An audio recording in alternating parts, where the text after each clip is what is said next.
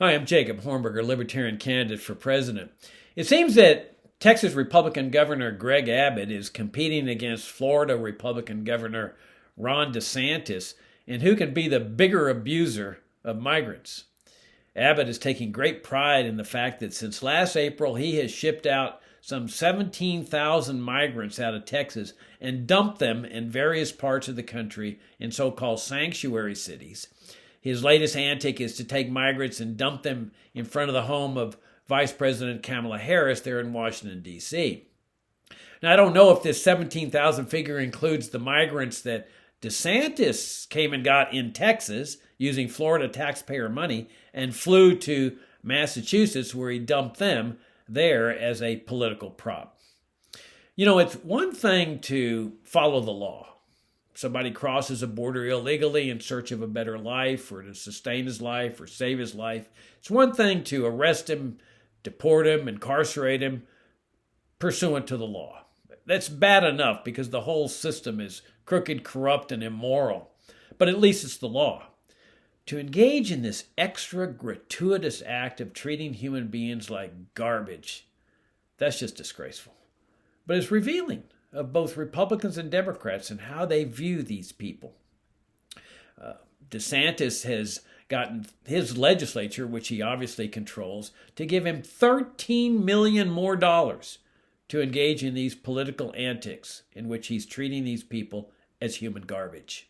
And what's funny, he's gotten his legislature to also enact a law making it illegal to transport illegal immigrants. Apparently, he doesn't know that that law is already on the books on the federal level. It has been for decades, and it has accomplished nothing. But I'm curious as to where this law leaves DeSantis. He's one of the biggest transporters of migrants in the country. Well, I'm sure he's constructed the law in such a way that it applies to all of us, but not to him, just as these Democrats and Republicans often do with their laws.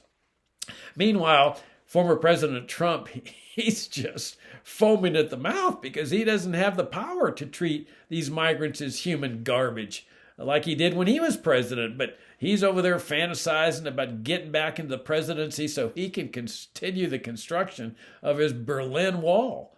Or no doubt he's also fantasizing about invading Mexico to win his beloved war on drugs against the drug cartels.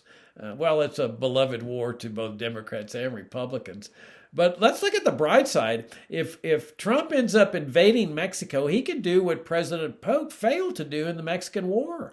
You know, Polk ginned up a war to steal the entire northern half of Mexico and absorb it into the United States, and he succeeded. What Trump could do with his drug war against Mexico is absorb the rest of Mexico, the other half, the half that Polk didn't steal.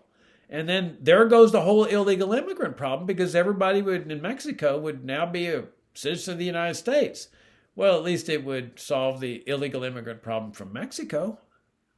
In any event, I'm curious about one thing about Abbott and DeSantis. Apparently, they're going to start using buses. Abbott's already using buses to ship these migrants out. And I'm just curious as to whether DeSantis and Abbott and the rest of their Republican ilk are forcing these migrants to sit at the backs of those buses. I'm Jacob Hornberger, Libertarian candidate for president. My campaign website is jacobforliberty.com.